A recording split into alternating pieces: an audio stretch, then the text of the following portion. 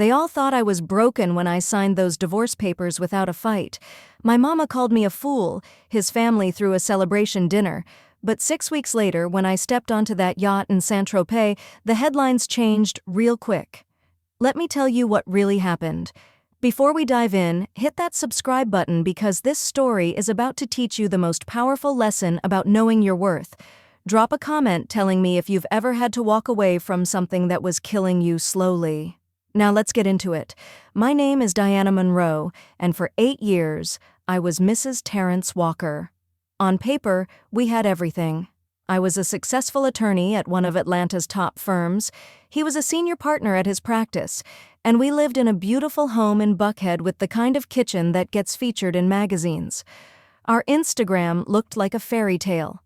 Date nights at expensive restaurants, vacation photos on beaches with crystal clear water, anniversary posts with captions about forever. But you know what they say about social media, right? It's just the highlight reel. Nobody posts the arguments at 2 a.m. Nobody shares the moments when you feel completely alone even though you're lying right next to someone. The truth is, I'd been dying slowly for years. Not the kind of death that people notice, but the quiet kind. The kind where you lose little pieces of yourself every single day until you look in the mirror one morning and don't recognize the woman staring back at you. Terrence had a way of making me feel small. It wasn't always obvious, you know? He never hit me, never called me out of my name in public, but behind closed doors, there were the comments about my weight when I'd gained 15 pounds from stress, about how I was spending too much time at work, but then when I'd try to come home early, he was never there. About how his mother could make better mac and cheese than me, how his ex-girlfriend was more spontaneous, how I was too serious, too focused on my career, too much of this and not enough of that. I tried. Lord knows I tried. I went to marriage counseling by myself because he refused to go. I read the books, I planned the date nights, I bought the lingerie that sat in my drawer with tags still on because he was always too tired or too busy.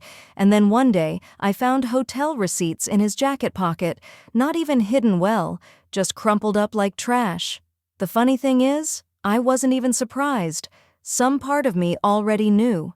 Her name was Brittany, his paralegal at the firm. 26 years old, with long weave down her back and that eager-to-please energy that young women have before life teaches them better. When I confronted him, Terrence didn't even try to lie. He just looked at me with this expression that I'll never forget, like he was annoyed that I had the audacity to be upset. He said she made him feel alive again, that I had become boring, that our marriage had been dead for years anyway. And you know what I said? I said, okay. I want a divorce. Just like that. Calm, quiet, final. And honey, the look on his face? He was confused, angry even.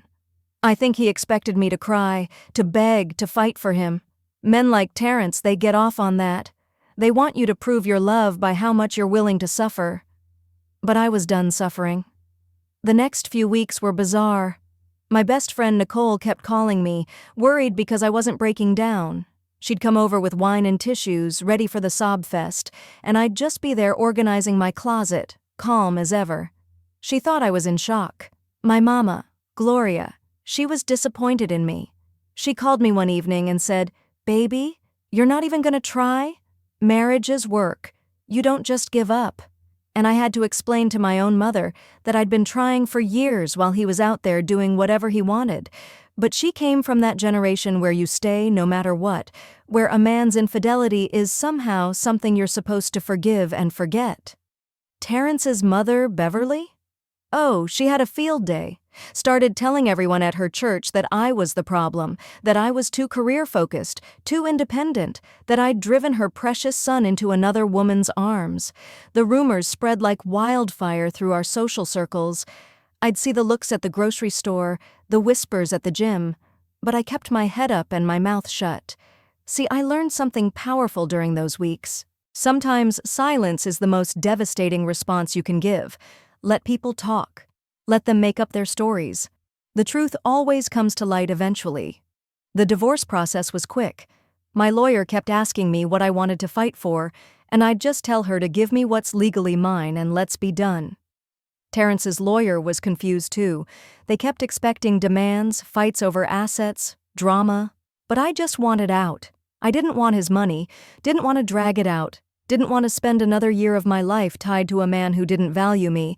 So I signed the papers, kept the condo I'd bought before we got married, took my savings, and walked away. Terrence thought he won.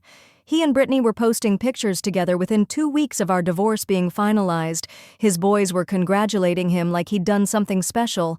And I stayed quiet and stayed working. But here's what nobody knew. 6 months before I found those hotel receipts, I'd gone to a legal conference in New York. It was one of those big industry events with panels and networking sessions that usually bore me to tears. But there was this one keynote speaker, Lawrence Carter, self-made tech billionaire who'd built his company from nothing, and he was talking about the intersection of artificial intelligence and legal ethics. And honey, this man was brilliant. Not just book-smart, but wise.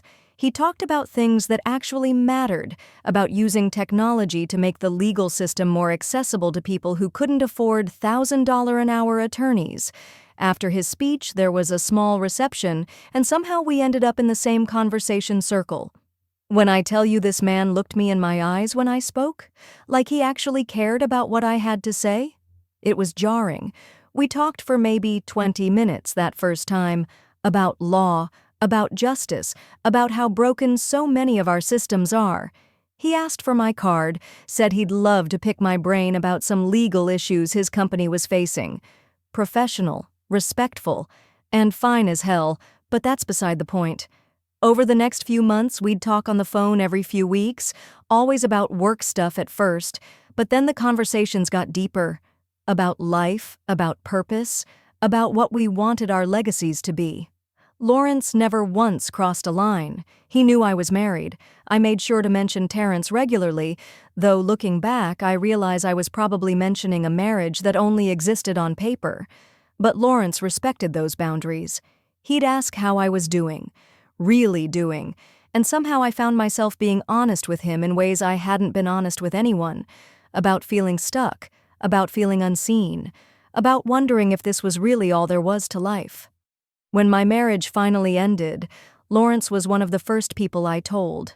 Not because we were anything more than friends, but because his friendship had shown me what it felt like to be valued for my mind, for my thoughts, for who I actually was. He didn't say much on that phone call, just told me he was sorry I was going through it and that I deserved better. Then he gave me space, didn't push, didn't try to swoop in like some knight in shining armor. Just let me breathe. I took 2 weeks off work after the divorce, which I never do. I'm the kind of woman who checks emails on vacation and works through lunch, but I needed to figure out who Diana was without Terrence. I went to therapy twice a week. I started taking long walks in Piedmont Park in the mornings. I called up old friends I'd lost touch with over the years because I'd been so consumed with trying to fix my broken marriage. I got my hair done the way I wanted it, not the way Terrence preferred. I bought clothes that made me feel powerful instead of trying to look like what I thought a wife should look like. And slowly, I started to remember who I was before I'd made myself smaller to fit into someone else's life. About 5 weeks after the divorce was final, Lawrence called. His company was about to go public, something he'd been working toward for a decade. He was having a celebration on the French Riviera, and he wanted to know if I'd like to join him, not as his girlfriend, not as anything defined, just as someone he wanted to share this moment with. I'm not gonna lie, I hesitated. 5 weeks felt too soon. What would people think? But then Nicole, bless her heart, said something that changed my perspective.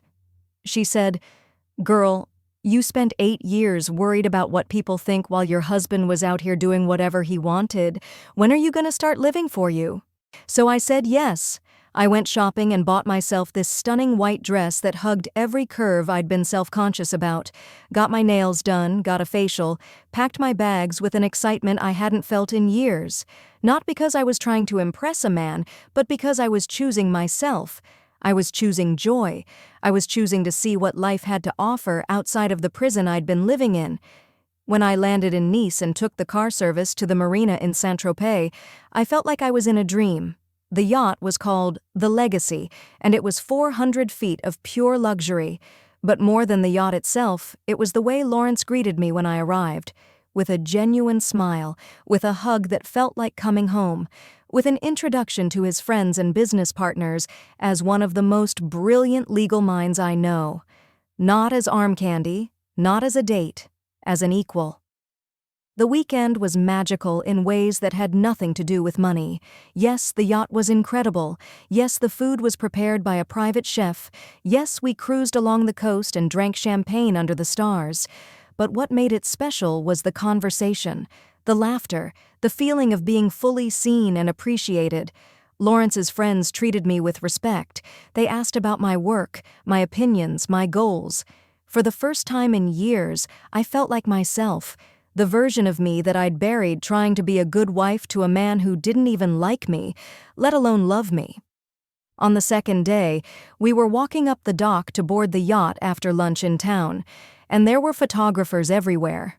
I didn't think anything of it because Lawrence is used to that kind of attention, but apparently one of them got a perfect shot of me in my white dress, hair blowing in the Mediterranean breeze, smiling as Lawrence held his hand out to help me onto the yacht. I looked happy because I was happy. I looked confident because I was finally finding my confidence again. And honey, that photo went viral within hours. By the time we sat down for dinner that evening, my phone was blowing up. Nicole was sending me screenshots of blogs and gossip sites. Mystery woman spotted with billionaire Lawrence Carter.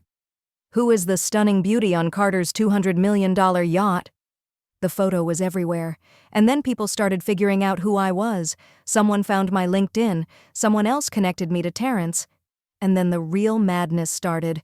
Terrence's phone calls and texts started flooding in. "We need to talk. Diana, call me. This is embarrassing. You're making a fool of yourself." The audacity of this man. After months of parading Brittany around, suddenly he was concerned about embarrassment? His mama Beverly called my mama crying about how I was trying to show off and make their family look bad. My mama, to her credit, had changed her tune by then. She called me and said, "Baby, is this why you didn't fight? You already had something better lined up?" And I had to explain to her that no, I didn't leave Terrence for Lawrence. I left Terrence for me. Lawrence was just proof that I deserved better than what I'd been accepting. He was evidence that there were men out there who would value my mind, respect my time, and treat me like the gift that I am. I didn't respond to Terrence's messages for days. I was too busy actually enjoying my life. But eventually, I sent him one simple text. "I wish you well." That was it. No explanation, no argument, no satisfaction of a response. And you know what? That silence said more than any paragraph I could have written. It said I've moved on. It said you no longer have power over me. It said I'm not interested in your drama anymore. When I got back to Atlanta, things were different. People looked at me differently. Some with respect, some with envy, some with that knowing look like they finally understood why I'd walked away so easily. Terrence tried a few more times to reach out, saying Brittany wasn't who he thought she was, that he'd made a mistake, that what we had was special. But that ship had sailed, honey. I wasn't interested in being someone's backup plan or their midlife crisis realization. Now, let me be clear about something. Lawrence and I, we're taking it slow, real slow. Because I learned that you can't build something new and healthy when you're still carrying wounds from the past. We talk almost every day. He flies to Atlanta sometimes, I visit him in California. We're building a friendship first, a real foundation based on mutual respect and genuine connection. And if it becomes something more? Beautiful. If it stays a friendship? That's beautiful too. Because the real victory wasn't landing a billionaire. The real victory was learning to value myself enough to walk away from anything that makes me feel less than I am. Terrence did end up marrying Brittany about 8 months after our divorce. I heard through the grapevine that it's already rocky. Turns out when you build a relationship on betrayal and lies, it doesn't have the strongest foundation. Who would have thought? Meanwhile, I'm thriving. My career is better than ever. I'm up for partner at my firm. I have my peace back. I sleep well at night. I laugh more. I'm rediscovering hobbies I gave up. I'm building friendships that actually fill my cup instead of drain it. The lesson in all of this, sometimes the most powerful thing you can do is absolutely nothing. Don't fight for someone who doesn't value you. Don't beg someone to see your worth. Don't try to compete with whoever they think is better. Because baby, there is no competition. You already won by choosing yourself. When I walked away from that marriage without a fight, people thought I was weak.